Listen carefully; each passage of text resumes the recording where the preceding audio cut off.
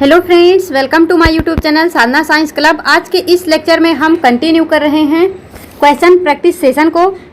तो यहाँ पे मैंने आपको पहले भी बताया है कि अभी जो हम ह्यूमन फिजियोलॉजी वाला टॉपिक डिस्कस कर रहे हैं ये हमारा कॉमन टॉपिक है सभी टीजीटी एग्जाम्स के लिए, क्योंकि ह्यूमन फिजियोलॉजी सभी एग्जाम्स में जो है पूछे जाते हैं। तो चलिए यहाँ पे फटाफट स्टार्ट करते हैं और देखते हैं एक एक क्वेश्चन को। तो देखिए हमारा फर्स्ट क्वेश्चन क्या है। इसके पिछले लेक्चर में हमने मतलब ब्लड वेस्कुलर सिस्टम से कह सकते हैं जो है कुछ क्वेश्चन डिस्कस कर चुके हैं और आज के इस लेक्चर में हम बाकी के क्वेश्चन डिस्कस करेंगे। तो देखो यहाँ पे ये क्वेश्चन है हमारा ब्लड ग्रुप से रिलेटेड।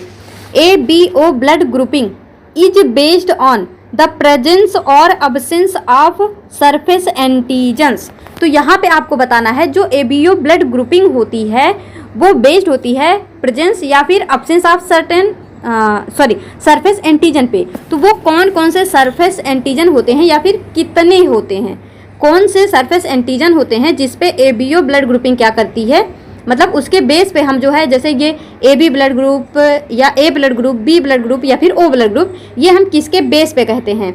तो ये डिसाइड होता है दो सरफेस एंटीजन के बेस पे। तो यहाँ पे बोल रहा है प्रेजेंस और अब्सेंस ऑफ सरफेस एंटीजन, तो वो है हमारा दो सरफेस एंटीजन, या तो वहाँ पे A एंटीजन या फिर B एंटीजन। अगर A एंटीजन है तो A blood group, B antigen है तो B ब्लड ग्रुप, अगर दोनों ही एंटीजन है तो AB ब्लड ग्रुप, अगर कोई भी एंटीजन नहीं है तो O ब्लड ग्रुप। तो इस तरह से केवल दो ही सरफेस एंटीजन होते हैं RBC के सरफेस पे, जिसके बेस पे हम ये बोलते हैं कि मतलब किसका ब्लड ग्रुप क्या होगा। तो आई होप ये क्वेश्चन आपको समझ में आया होगा। नेक्स्ट क्वेश्चन देखिए क्या है, fill up gaps given below in the table. अब ये टेबल जो है NCERT का टेबल डायरेक्ट हमने उठाया हुआ है। तो आपको क्या करनी है यहाँ पे बतानी है मतलब किसमें क्या है। देखो सबसे पहले इस टेबल को ध्यान से देखो। तो यहाँ पे आपको दिख रहा है ये है ब्लड ग्रुप, ये है एंटीजन ऑन RBC, ये है एंटीबॉडी इन प्लाज्मा और ये है डोनर ग्रुप। तो ब्लड ग्रुप सबसे पहले यहाँ पे क्या क्या है, A blood group, B blood group, AB blood group और O ब्लड ग्रुप। तो सबसे पहले ये देखो हमने आपको क्या बताया, RBC के सरफेस पे कौन से एंटीजन है इस बेस पे डिसाइड होता है ब्लड ग्रुप। तो अगर A ब्लड ग्रुप है तो A antigen, B blood group है B antigen, AB blood group है तो AB एंटीजन, और अगर कोई भी एंटीजन नहीं है तो O ब्लड ग्रुप। तो अगर O ब्लड ग्रुप है तो यहाँ पे नील आना चाहिए, यानी कोई एंटीजन नहीं है। तो देखो नील फर्स्ट में यहाँ भी है, यहाँ भी है, यहाँ भी है, यहाँ भी है। तो इससे हम अभी एलिमिनेट नहीं कर सकते हैं। आगे बढ़ते हैं। अब देखो A एंटीजन, देखो A एंटीजन क्या करता है, किसी और की बॉडी में एंटीबॉडी बनाता है, और वो देखो जो A एंटीजन होता है वो एंटी B बनाता है, और जो B एंटीजन होता है वो एंटी A बनाता है, और जो AB एंटीजन है तो उसके पास दोनों ही एंटीजन है। इस वजह से ये जो है यहाँ पे कोई भी एंटीबॉडी नहीं बनाता है, कोई भी एंटीबॉडी नहीं बनाता है। और रही बात यहाँ पे थर्ड ऑप्शन की, तो यहाँ पे क्या हो जाएगा, मतलब अगर कोई भी एंटीजन नहीं है तो ये दोनों ही एंटीबॉडी बनाएगा। अगर कोई एंटीजन नहीं है तो यहाँ पे ये जो है A और B दोनों ही एंटीजन क्या करेगा, बनाएगा। तो देखो फर्स्ट में क्या हो गया, नील हो गया। सेकंड में क्या होगा, अगर A B दोनों है तो कोई एंटीजन नहीं होगा, यानी नील ही होगा यहाँ भी। तो अभी भी नील ही है। अब देखना ये है जो O ब्लड ग्रुप होता है उसमें कोई एंटीजन नहीं होता है, तो ये जो है एंटीबॉडी फॉर्मेशन जो है, एंटीबॉडी फॉर्मेशन कहाँ करवाएगा, प्लाज्मा में। एंटीबॉडी फॉर्मेशन कहाँ पे होगा, प्लाज्मा में। तो यहाँ पे क्या होगा, AB आना चाहिए, एंटीबॉडी AB। तो अब देखो थर्ड में antibody AB, antibody AB, antibody AB, तो थर्ड में नील नहीं होगा, यानी अभी भी हमारे पास anti AB, anti AB, anti AB है। थर्ड में anti AB, anti AB, anti AB है। अब फोर्थ में चलते हैं, यानी यहाँ पे क्या होगा, देखो अगर A ब्लड ग्रुप है तो वो जो है A को भी दे सकता है और O को भी दे सकता है। एक सेकेंड रुकना, डोनर ग्रुप। अच्छा यहाँ पे मतलब रिसिपिएंट की बात नहीं हो रही है, यहाँ पे बात यह है कि A को कौन दे सकता है, A के लिए डोनर ग्रुप कौन होगा। तो जो A है उसके लिए डोनर ग्रुप A भी हो सकता है, O भी हो सकता है, यानी A को A भी दिया जा सकता है, O भी दिया जा सकता है। O क्यों दिया जा सकता है, क्योंकि यहाँ पे कोई एंटीजन नहीं है, A पर कोई एंटीजन नहीं है, तो अगर जब ये किसी और को दिया जाएगा तो एंटीजन नहीं है तो एंटीबॉडी जनरेट कैसे करवाएगा? अगर एंटीजन नहीं है तो एंटीबॉडी जनरेट कैसे करवाएगा? तो जो है हम ओ ब्लड ग्रुप किसी को भी दे सकते हैं, और ओ में भी ओ पॉजिटिव या फिर ओ निगेटिव, ओ पॉजिटिव या फिर ओ निगेटिव। तो जो ओ निगेटिव होता है ये जो है किसी को भी दिया जा सकता है, ओ पॉजिटिव हमेशा ही नहीं, ये RH एंटीजन के बेस पे जो है डिपेंड करता है। तो देखो जो ए ब्लड ग्रुप है उसके लिए डोनर ग्रुप ए भी हो सकता है और ओ भी हो सकता है, यानी ए ब्लड ग्रुप भी दिया जा सकता है, ओ भी दिया जा सकता है। ठीक उसी तरह जो एंटी बी है इसको बी दिया जा सकता है, क्योंकि बी एंटीजन है तो बी के प्रति कोई एंटीबॉडी तो बनाएगा नहीं, क्योंकि बी वाला एंटीबॉडी ए बनाता है। तो यहाँ पे बी को बी दिया जा सकता है या फिर ओ दिया जा सकता है। ओ क्यों? क्योंकि ओ के पास कोई एंटीजन नहीं है, तो एंटीजन जब उसको चढ़ाया जाएगा तो कोई एंटीबॉडी बनेगी ही नहीं। फिर थर्ड में चलो यहाँ पे मतलब ए बी को कौन दे सकता है? ए भी दे सकता है, बी भी दे सकता है, ए बी भी दे सकता है और ओ भी दे सकता है, क्योंकि तो हम यहाँ पे पढ़ते ही हैं जो ए बी होता है वो यूनिवर्सल रेसिपिएंट होता है, यानी सर्वग्राही होता है, तो इसको सभी दे सकते हैं। अब हम बात करते हैं ब्लड ग्रुप ओ की, ब्लड ग्रुप ओ की। तो जो ब्लड ग्रुप ओ है उसको ओ ही दिया जा सकता है, उसको ओ ही दिया जा सकता है, क्योंकि यहाँ पे देखो अगर ओ को मतलब आप जो है ए या बी या ए बी दे दोगे तो वो जाके उसके प्लाज्मा में क्या करेगा? एंटीबॉडी बना देगा। क्या बना देगा? एंटीबॉडी फॉर्मेशन कर देगा। तो इस वजह से ओ को केवल ओ दिया जा सकता है। तो फोर्थ में क्या आएगा? ओ। तो यहाँ पे क्या हो गया? फोर्थ में ओ।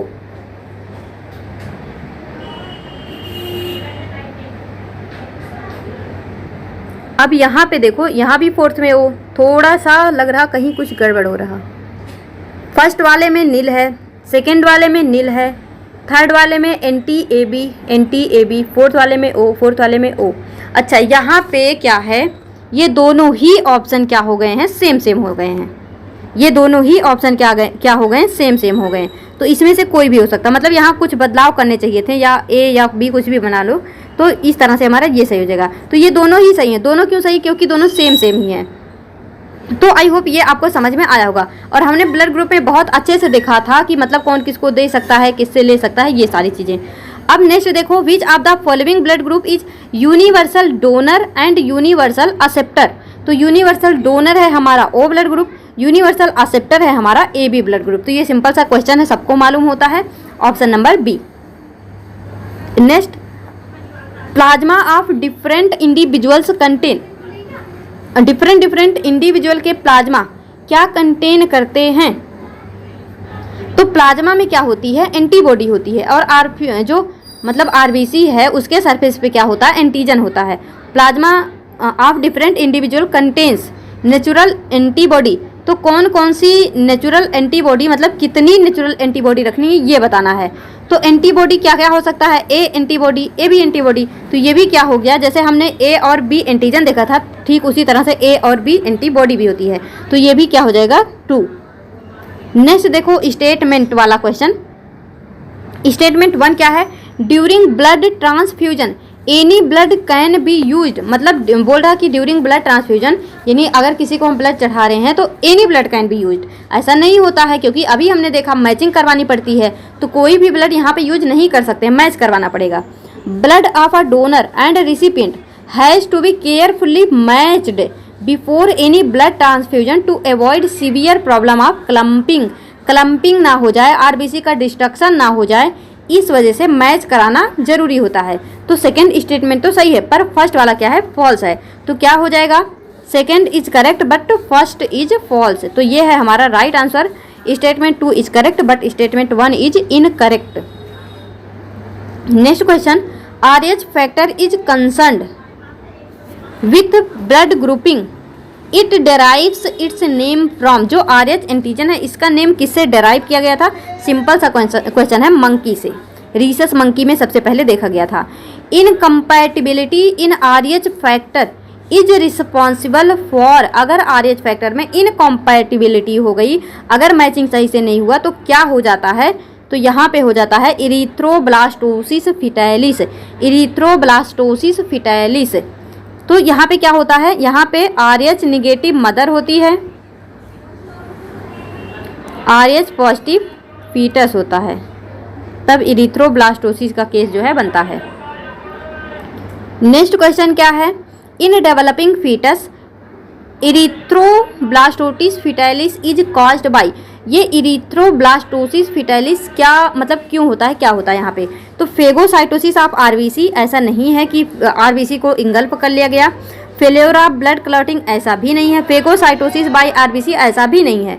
यहाँ पे जो मेन रीजन होता है वो होता है डिस्ट्रक्शन ऑफ फीटल आरबीसी, जिसे हम बोलते हैं हीमोलाइसिस, हीमोलाइसिस यानी destruction of fetal RBC.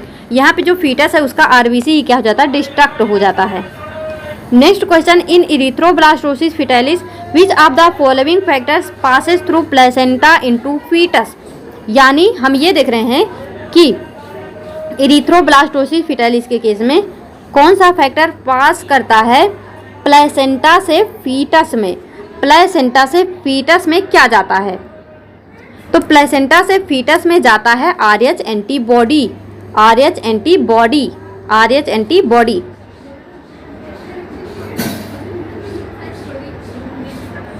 Next question देखो क्या है, a doctor suggested to a couple not to have more than one child because of, तो यहाँ पे देखो ये जो केस होता है कि मतलब इरिथ्रोब्लास्टोसिस में उसमें एक बेबी तो सेफ रहता है, उसके बाद सभी बच्चे क्या हो जाते हैं, डेड हो जाते हैं, मतलब डेड पैदा होते हैं।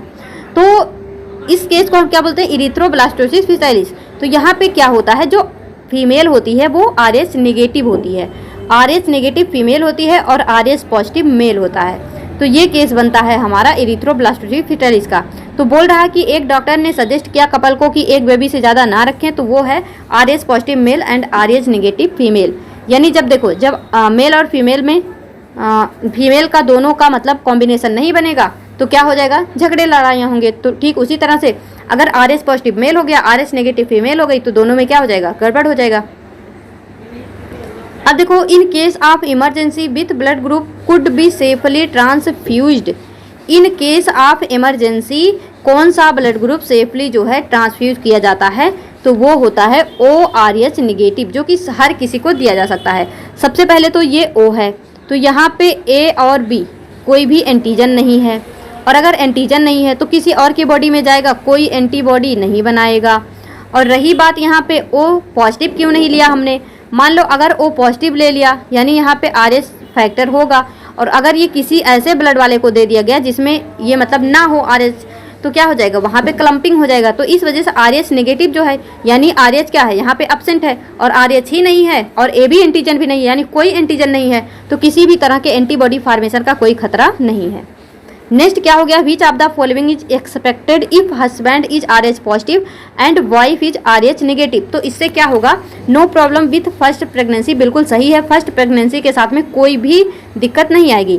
Problem would be expected with future pregnancy, बिल्कुल सही है। तो यहाँ पे नो प्रॉब्लम कुड बी, तो नो प्रॉब्लम वाला सवाल नहीं उठता, प्रॉब्लम होता है, लेकिन फर्स्ट प्रेगनेंसी में कोई प्रॉब्लम नहीं होता, सेकेंड वाले से गड़बड़ होता है। तो both A and B।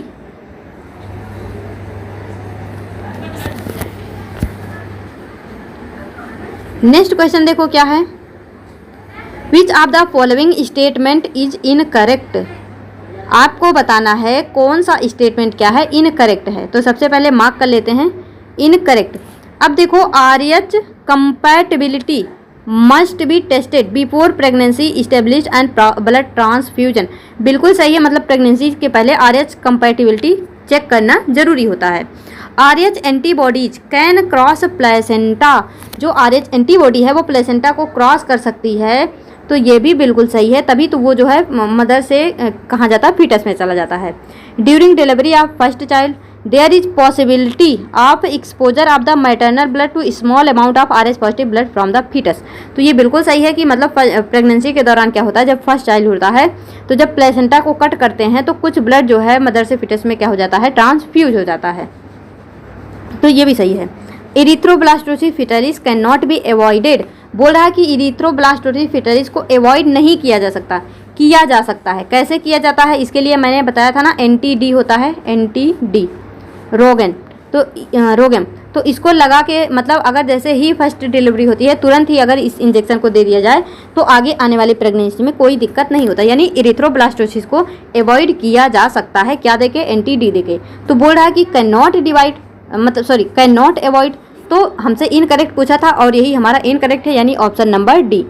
Next question, RH antigen is also observed on the surface of RBC of nearly 60% of humans. RH antigen is also observe on the surface of RBC of 60% of human. तो देखो ये percentage 60 नहीं होता है, ये कितना होता है ये जो है आप कमेंट करके बताएंगे, मैंने जो है आपको लेक्चर्स में बताए हुए हैं। सेकंड देखो यहाँ पे स्टेटमेंट क्या है, RH antigen of the foetus do not get expose to the RH negative blood of the mother in the first pregnancy. First pregnancy में ऐसा नहीं होता, तो ये बिल्कुल सही है, यानी सेकंड तो सही है लेकिन फर्स्ट इनकरेक्ट है। तो फर्स्ट वाले में आप बताएंगे 60% की जगह यहाँ पे कितना परसेंट जो है दिया हुआ था। तो यहाँ पे statement 2 is correct but 1 is incorrect, ये तो मैंने बता दिया। परसेंटेज आप बताएंगे कि यहाँ पे 60% के अलावा कितना होता है। Next question, during subsequent pregnancies the RH antibodies from the mother यानी RH negative can leak into the blood of foetus RH positive and destroy the foetal RBC during subsequent pregnancies. अच्छा यहाँ फर्स्ट या second की बात नहीं करी, मतलब आने वाले हर एक प्रेगनेंसी की बात हो रही है, तो ये तो बिल्कुल सही है। नेक्स्ट अगर बात करें, erythroblastosis fetalis can be avoided by administering anti-RH antibody to the mother immediately after to delivery of first child. तो ये बिल्कुल सही है। तो both statement 1 and 2 are correct. Next क्या है यहाँ पे, RH group should also be matched before blood transfusion. Blood transfusion के पहले RH ग्रुप को मैच कर लेना चाहिए, तो बिल्कुल सही है। नेक्स्ट है हमारा, an RH negative person if expose to RH positive person will form specific antibodies against the RH antigen and cause haemolysis यानी डिस्ट्रक्शन ऑफ RBC। तो ये भी हमारा क्या है, बिल्कुल सही है। तो यहाँ पे क्या हो जाएगा, ये दोनों ही सही है, मतलब इसको ट्रांसफ्यूज को मैच कर लेना चाहिए। क्यों? क्योंकि अगर ये एक्सपोज हो जाएगा तो हीमोलाइसिस हो जाएगा। तो ये है both assertion and reason are true and reason is correct explanation of assertion. तो ये था हमारा असर्शन रीजन वाला क्वेश्चन। अगर हम अब यहाँ पे बात करें नेक्स्ट, अच्छा चलो अभी और क्वेश्चन डिस्कस करते हैं। अब देखो नेक्स्ट क्वेश्चन है हमारा, the circulatory circulatory patterns are of 2 types. जो सर्कुलेटरी पैटर्न है वो 2 टाइप्स का होता है, बट कौन कौन सा? Open and incomplete, open and closed, single and double circulation या फिर double and incomplete double circulation. तो देखो जो पैटर्न होता है, जो सर्कुलेटरी पैटर्न होता है वो पैटर्न होता है open and close, open and close. लेकिन जो टाइप होता है मतलब सर्कुलेटरी सिस्टम का वो है हमारा सिंगल एंड डबल सर्कुलेशन। तो पैटर्न की जब भी बात करें तो आप याद रखना open and close pattern of circulatory system जो है होता है। तो यहाँ पे हमारा राइट आंसर क्या हो जाएगा, सर्कुलेटरी पैटर्न और of 2 types open and close. Next question है, open circulatory system is found in. Open circulatory system किसमें किसमें पाया जाता है? आर्थ्रोपोड एंड मोलस्क में, सबको पता है, मतलब मैंने जो है आपको बताया हुआ है। नेक्स्ट क्वेश्चन, इन अब यहाँ पे डैश मतलब यहाँ पे क्या होगा, open close open close. In open या फिर close circulatory system blood pumped bye the heart passes through large vessels into open spaces और बॉडी कैविटी कॉल्ड। तो देखो ओपन स्पेसेस कहाँ पे होता है, ओपन सर्कुलेटरी सिस्टम में। तो इन open circulatory system blood pumped bye the heart passes through large vessels into open spaces और बॉडी कैविटी कॉल्ड साइनसेस। उसको क्या बोलते हैं हम, उसे बोलते हैं साइनसेस। तो ये हो जाएगा option number C, option number C, option number C. एक सेकेंड रुकना, option number C. Next question देखो क्या है, closed circulatory system is found in. Close circulatory system किसमें किसमें पाया जाता है? तो याद रखना ये पाया जाता है एनीलिड्स एंड कॉर्डेटा में, एनीलिड्स एंड कॉर्डेटा में, एनीलिड्स एंड कॉर्डेटा में।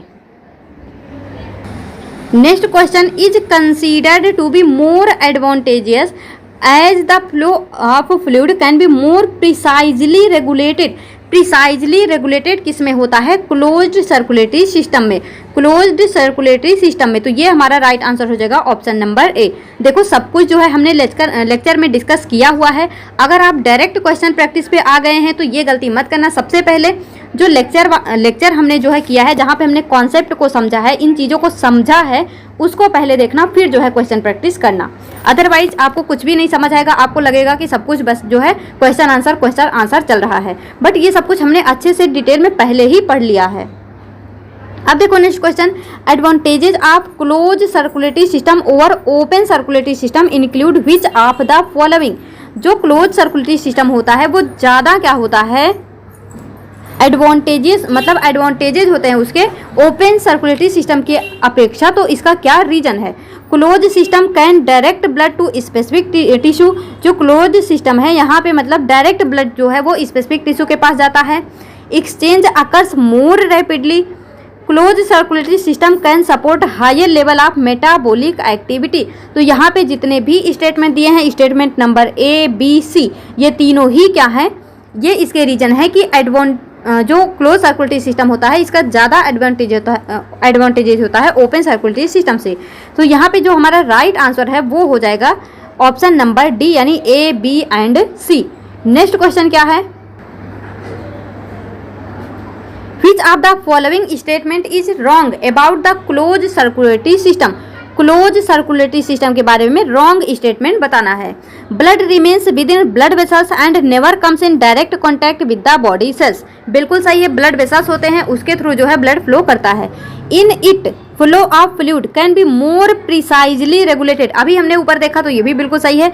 There are no blood capillaries, बोल रहा है कि क्लोज ब्लड वेस्कुलर सिस्टम में नो ब्लड कैपिलरीज। तो ये जो है रॉन्ग है, क्योंकि क्लोज ब्लड वेस्कुलर सिस्टम में क्या होता है, इस तरह से कैपिलरी क्या होते हैं यहाँ पे प्रेजेंट होते हैं, यानी क्लोज कैपिलरीज यहाँ पे होती हैं। बट बोल रहा है कि नहीं होती हैं, तो ये हमारा हो जाएगा देखो आपसे रॉन्ग पूछा है तो यही हमारा रॉन्ग है, तो यही हमारा राइट हो जाएगा।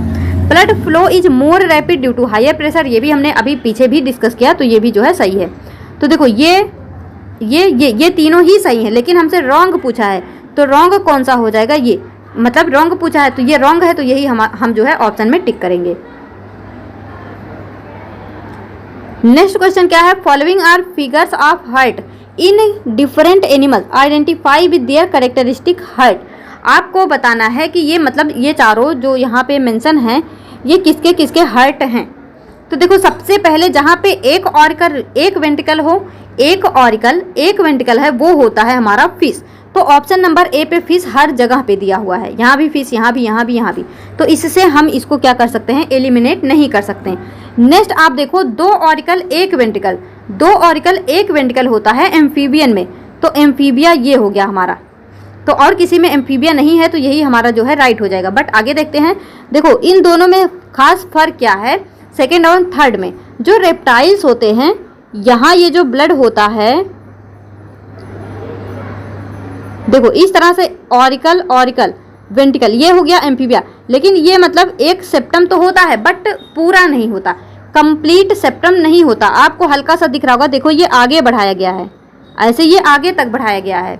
तो यहाँ पे सेप्टम तो होता है वेंट्रिकल में, बट मतलब कंप्लीटली नहीं होता। तो ये होता है रेप्टाइल्स में। और अगर बात करें दो ऑरिकल दो वेंट्रिकल किस में होते हैं? एक तो क्रोकोडाइल जो कि रेप्टाइल्स का एक्सेप्शन है, मैमल्स में और बर्ड में। तो इन सब में होता है 4 चैम्बर्ड हार्ट। तो यहाँ पे ये हमारा राइट आंसर हो जाएगा option number C.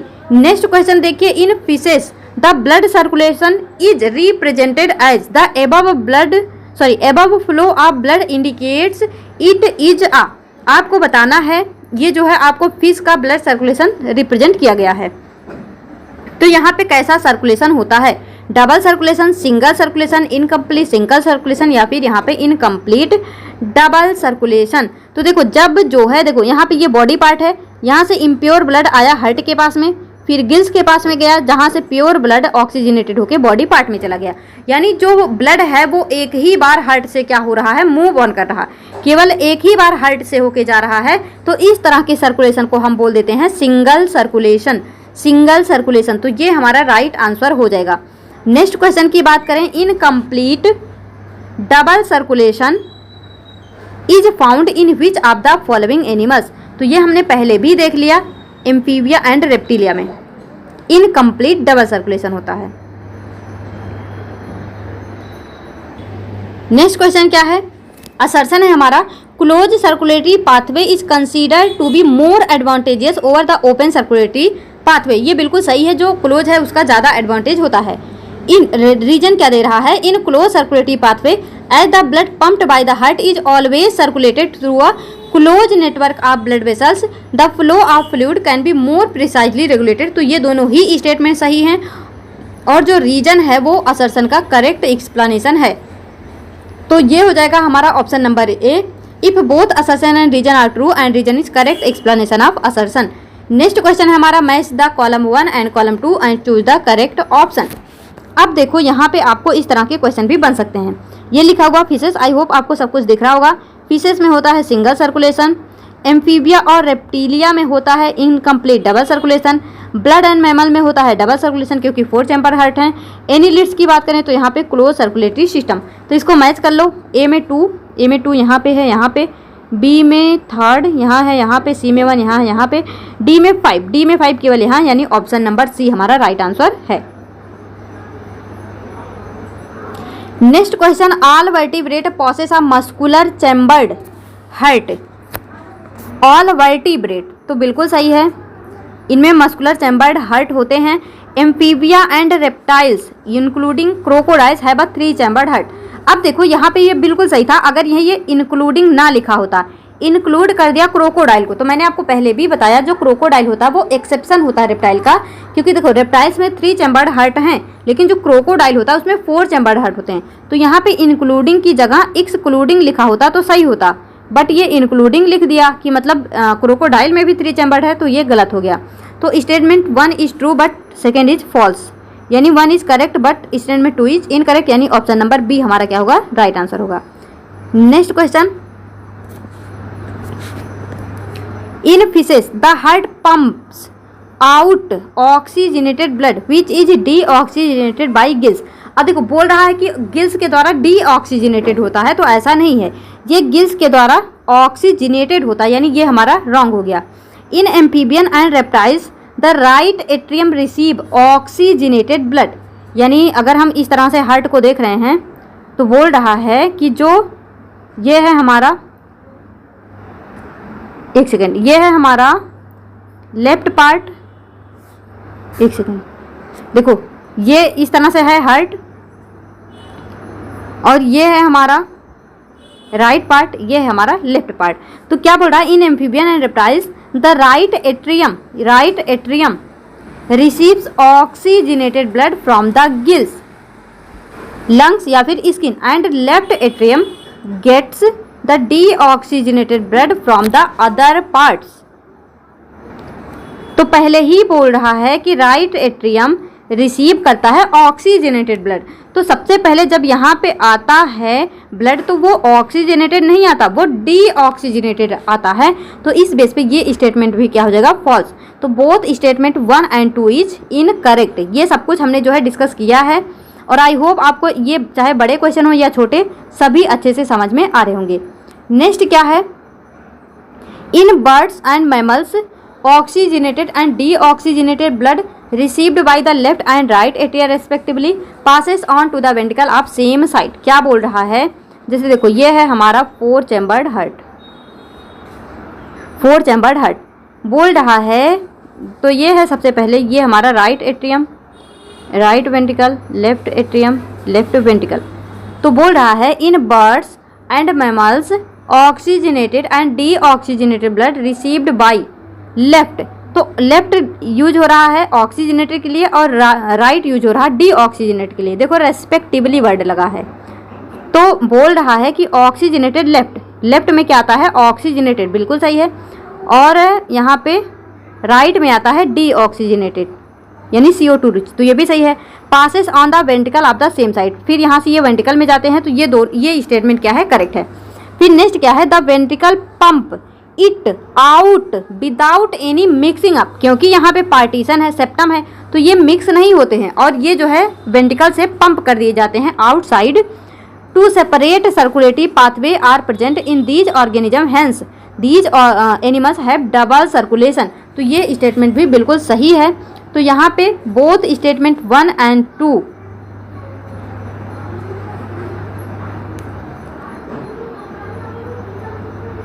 Both statement 1 and 2 are correct. ये है हमारा right answer option number A. तो अभी थैंक यू नहीं, अभी और भी क्वेश्चन जो है डिस्कस कर लेते हैं, फिर यहाँ पे इसको कंप्लीट करेंगे। तो नेक्स्ट क्वेश्चन देखो क्या है, human circulatory system is also called as. जो ह्यूमन सर्कुलेटरी सिस्टम है उसे हम और क्या कह सकते हैं, तो इसे हम कह सकते हैं blood vascular system, blood vascular system. Next question, human circulatory system consist of. जो ह्यूमन सर्कुलेटरी सिस्टम होता है उसमें क्या क्या होते हैं, मस्कुलर चैम्बर्ड हार्ट होता है, a network of close branching blood vessels and blood होते हैं, फ्लूइड विच इज सर्कुलेटेड, ठीक है, a muscular 4 chambered heart, 4 chambered heart, a network of open blood vessels. देखो यहाँ पे ह्यूमन की बात हो रही है, यानी क्लोज जो है क्लोज, यहाँ पे ओपन नहीं होगा, क्लोज सर्कुलेटरी सिस्टम होगा, ठीक है। तो यहाँ ओपन बोल दिया तो ये रॉन्ग हो गया। तो आगे देखो, अब मस्कुलर 3 चैम्बर्ड हार्ट बोल दिया तो ये भी नहीं होता, ह्यूमन में 4 चैम्बर्ड हार्ट होते हैं। और यहाँ पे देखो, अब मस्कुलर चैम्बर्ड हार्ट बोल दिया, पर ये नहीं बताया कि यहाँ पे क्लोज है या फिर, पर इससे क्या होता है, उसने अगर कंफर्म नहीं किया है तो 2 स्टेटमेंट तो यहाँ पे रॉन्ग हो गए। यहाँ ओपन दे दिया इस वजह से और यहाँ 3 चैम्बर्ड दे दिया इस वजह से। तो अब यहाँ पे नेक्स्ट देखते हैं कि कौन सा मोर करेक्ट होगा। तो देखो, a muscular 4 chambered heart, a network of close branching blood vessels and lymph, blood vessels होते हैं और लिम्फ होते हैं, the fluid which is circulated, और कौन सा फ्लूइड सर्कुलेटेड होता है वो होता है। तो यहाँ पे a muscular 4 chambered heart, a network of close branching blood vessels and lymph होगा या फिर एंड ब्लड होगा। तो ये डायरेक्ट एनसीईआरटी की लाइन है कि यहाँ पे लिम्फ नहीं होगा, ये ब्लड होता है, ये होता है हमारा ब्लड, यानी a muscular chambered heart, a network of close branching blood vessels and blood, the fluid which is circulated. तो ये हमारा राइट आंसर होगा ऑप्शन नंबर ए। ये थोड़ा सा आपको कंफ्यूज कर सकता है अगर आप ध्यान से नहीं पढ़ेंगे तो। नेक्स्ट क्वेश्चन क्या है, विच of the following statement is not true. Not true बताना यानी फॉल्स बताना है। क्या बताना है हमको, यहाँ पे फॉल्स स्टेटमेंट बताना है। तो देखो, हार्ट इज इक्टोडर्मल इन ओरिजिन। जो हार्ट होता है वो इक्टोडर्मल नहीं, वो होता है मीजोडर्मल। कैसा होता है, मीजोडर्मल होता है। तो आपको रॉन्ग बताना था, रॉन्ग यही है, यानी यही हमारा करेक्ट आंसर होगा। फिर भी देखो, a human being heart is situated in thoracic cavity in between the 2 lungs slightly lifted to left, बिल्कुल सही है। ह्यूमन हार्ट है साइज ऑफ क्लेंच्ड फिक्स यानी फिस्ट यानी बंद मुट्ठी के आकार का, डबल वॉल्ड मेम्ब्रेनस बैग यानी pericardium with pericardial fluid protect heart, ये भी बिल्कुल सही है। तो जो हमारा नॉट ट्रू है वो है हमारा फर्स्ट, यानी हार्ट इज इक्टोडर्मल ओरिजिन, गलत है, heart is mesodermal in origin. Next question, which of the following is correct about human heart. Human heart के बारे में आपको करेक्ट स्टेटमेंट बताना है। तो देखो यहाँ पे, the size of both atria greater then the size of both ventricle. तो एक बार हार्ट को थोड़ा सा बनाने की कोशिश करते हैं।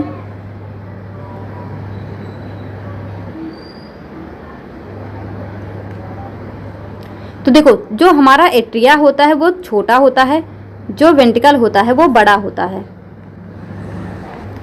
तो जैसे हमने अपने नोट्स में देखा था उस हिसाब से बनाते। देखो, मैंने आपको ऐसे बताया था ना,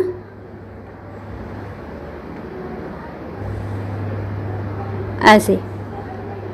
तो ये है हमारा हार्ट। तो यहाँ पे हमने देखा था ये एट्रिया के बीच का सेप्टम है और ये वेंट्रिकल के बीच का। तो देखो, यहाँ पे जो एट्रिया वाला पार्ट है वो छोटा है, लेकिन जो वेंट्रिकल है वो बड़ा है। तो यहाँ पे क्या बोल रहा है, ह्यूमन हार्ट के बारे में करेक्ट बताना है। Size of both atria greater than both ventricle, ये गलत है। फिर देखो, size of both ventricle greater than size of both atria, ये बिल्कुल सही है। नेक्स्ट देख लो, the size of both atria equal to ventricle, नहीं, ventricle are upper chamber and atria lower, नहीं जी भाई, जो एट्रिया होता है वो ऊपर का चैम्बर होता है, जो वेंट्रिकल होता है वो नीचे का होता है, और यहाँ पे उल्टा बोल दिया तो ये गलत हो गया। आपको करेक्ट बताना था, तो करेक्ट ऑप्शन है हमारा option number B. Next question देखो, बाइकस्पिड वाल्व या फिर जिसे हम बोलते हैं mitral valve is found between, तो हमने बोला था बाइकस्पिड यानी बाएं तरफ, बाइकस्पिड बाएं तरफ यानी लेफ्ट। तो देखो left atrium and left ventricle, जो बाइकस्पिड वाल्व होता है, सबसे पहली बात इस तरह से एट्रिया है और ये हमारा वेंट्रिकल, तो यहाँ पे ये वाल्व ऐसे प्रेजेंट होते हैं।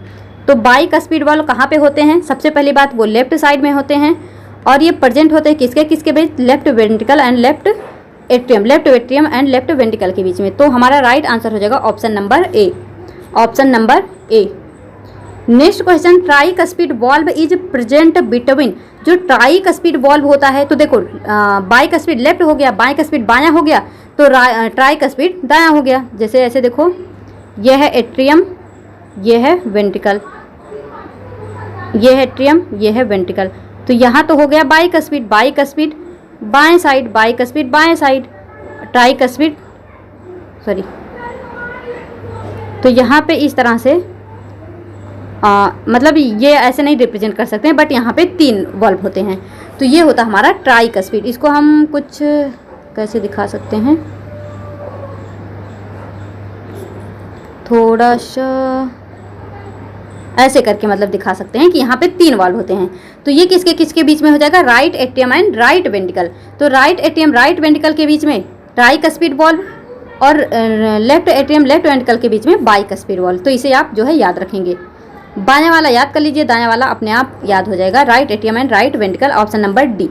नेक्स्ट क्वेश्चन देखो, chordae tendineae are present are found in, मतलब कॉर्डी टेंडनी कहाँ पे पाया जाता है? तो देखो फिर से यहाँ पे एट्रियम वेंट्रिकल, एट्रियम वेंट्रिकल। तो हमने देखा था जो ये वॉल्व होते हैं, देखो यहाँ पे कुछ मस्कुलर इस तरह से वो होता है और फिर इसी से जो है कार्डी टेंडनी ऐसे क्या होते हैं? कनेक्टेड होते हैं। क्या होते हैं? कनेक्टेड होते हैं। इस वॉल्व को खींच के रखते हैं ताकि ये वापस से मतलब बैक फ्लो ना हो जाए। तो chordae tendineae are found between ventricles of heart, ventricle of heart. यहाँ पे देखो वेंट्रिकल ऑफ ब्रेन नहीं, एट्रिया नहीं, जॉइंट नहीं, वेंट्रिकल ऑफ हार्ट होता है। तो option number C, option number C हमारा राइट आंसर होगा। Next question, ventricle are thick walled as compare to atrium because, जो वेंट्रिकल होता है वो थिक वॉल्ड होता है एज एट्रियम, मतलब एज कंपेयर टू एट्रियम। ऐसा क्यों होता है? Because it is receive blood from atria, ऐसा तो कोई रीजन नहीं है। It is present on posterior side, ऐसा भी रीजन नहीं है। बोल रहा है उसके मोटे होने का क्या रीजन है? तो उसके मोटे का रीजन ये है, it has to pump blood to body part, इसको ब्लड को अलग अलग बॉडी पार्ट तक पहुंचाना है, तो मतलब हाई प्रेशर लगाना होगा। इस वजह से यहाँ पे थिक वॉल्ड होता है ताकि वो कहीं फट ना जाए हाई प्रेशर की वजह से। तो यहाँ पे हमारा राइट आंसर होगा option number C. Next question, which of the following has thickest valve, thickest valve. तो सबसे पहले हार्ट का स्ट्रक्चर देखो, ऐसे है, ऐसे है। तो बॉडी पार्ट से यहाँ पे आता है ब्लड, फिर यहाँ आता है, यहाँ से ब्रेन के पास जाता है, ब्रेन से यहाँ आता है, फिर यहाँ आता है, और यहाँ से फिर एओर्टा के थ्रू अलग अलग बॉडी पार्ट में जाता है। तो सबसे ज़्यादा मोटी वॉल्व इसकी होनी चाहिए, यानी लेफ्ट वेंट्रिकल की होनी चाहिए, लेफ्ट वेंट्रिकल की होनी चाहिए, क्योंकि यहीं से जो है अलग अलग बॉडी पार्ट में जाना है। तो थिकेस्ट वॉल्व होगा लेफ्ट वेंट्रिकल। अगर आपने क्लास किया होगा तो आपको सब कुछ आसानी से बन रहा होगा question. Origin of heart beat and its conduction is represented by, तो सबसे पहले जो ओरिजिन होता है हार्ट बीट का वो कहाँ से होता है? साइनो एट्रियल नोड यानी एसए नोड से। तो एसए नोड यहाँ है, यहाँ है, ये ऑप्शन नहीं होगा, ये भी नहीं होगा। एसए नोड के बाद जाता है एबी नोड पे, फिर बंडल ऑफ फिश पे, फिर जाता है परकिंजे फाइबर के पास। तो ऑप्शन नंबर डी हमारा राइट आंसर होगा। नेक्स्ट क्वेश्चन देख लो, pacemaker of heart question पूछा जा सकता है। पेस मेकर ऑफ हार्ट कौन होता है? SA node. Next question, SA node is located in, SA node कहाँ पे प्रेजेंट होता है? तो फिर से देखो हार्ट का स्ट्रक्चर इस तरह से हमारा एट्रियम और वेंट्रिकल हो गया। तो हमने देखा था यहाँ होता हमारा एसए नोड और यहाँ पे होता है एबी नोड। तो देखो ये तो हमारा क्या हो गया? राइट एट्रियम हो गया, राइट एट्रियम हो गया। तो राइट एट्रियम के कहाँ पे है ये? सबसे पहली बात अपर साइड पे है, और किस साइड पे है? अगर देखो सब ये तो हमारा राइट एट्रियम है, राइट एट्रियम के भी किस साइड पे है? तो राइट एट्रियम का भी ये हो जाएगा हमारा राइट साइड, ये हो जाएगा लेफ्ट साइड। तो कहाँ पे है? राइट साइड पे है। कहाँ पे है? राइट साइड पे है और ऊपर से अपर है। तो अपर राइट साइड यानी upper right corner of right atrium. Upper सबसे पहले तो ऊपर है, इस वजह से अपर, राइट साइड में है तो राइट, अपर राइट कॉर्नर पे है तो कॉर्नर, यानी upper right corner of right atrium, upper right corner of right atrium. तो ऑप्शन नंबर डी हमारा राइट आंसर होगा। और अगर एबी नोड की बात करें तो क्या बताओगे आप lower left corner of right atrium. तो ये आपको समझ में आ गया होगा। नेक्स्ट देख लो क्या है। SA node is called pacemaker of heart. Why? SA node जो है उसे पेस मेकर क्यों बोलते हैं हार्ट का? It can change contractile activity generated by AV node, या फिर it delays the transmission of impulse between the atria and ventricle, it gets stimulated when it receive neural signal, या फिर it initiate and maintains the rhythmic contractile activity of heart. तो इसे हम pacemaker क्यों बोलते हैं? Because it initiate and maintain the rhythmic contraction of contractile activity of heart. तो ये इसका जो है राइट रीजन है, यानी ये हमारा करेक्ट आंसर है option number D. Sinoatrial node can generate impulse. ये कितना इम्पल्स जनरेट कर सकता है? तो ये जनरेट करता है 70 to 75 पर मिनट इम्पल्स जो है ये जनरेट करता है। Next question, rate of heart is determined by. जो हार्ट का रेट होता है वो किसके थ्रू डिटरमाइन होता है? तो वो होता है साइनोएट्रियल नोड यानी ऐसे नोड के थ्रू। तो ये हमारा करेक्ट आंसर है। तो अब यहाँ पे थैंक यू। बाकी के जो क्वेश्चन हैं वो हम नेक्स्ट लेक्चर में डिस्कस करेंगे। आई होप आपको हर एक क्वेश्चन अच्छे से समझ आया होगा। सबसे पहला कंडीशन ये है कि आपको अगर MCQ प्रैक्टिस यानी क्वेश्चन प्रैक्टिस सेशन देख रहे हो तो सबसे पहले लेक्चर को देखना, फिर जो है आप क्वेश्चन प्रैक्टिस सेशन देखना। तो इससे आपका जो है क्वेश्चन आसानी से बनेगा भी और आपको कॉन्फिडेंस भी आएगा। तो इस वीडियो में यहीं तक, मिलेंगे अपने नेक्स्ट वीडियो में। तब तक के लिए all the best, be happy, be positive.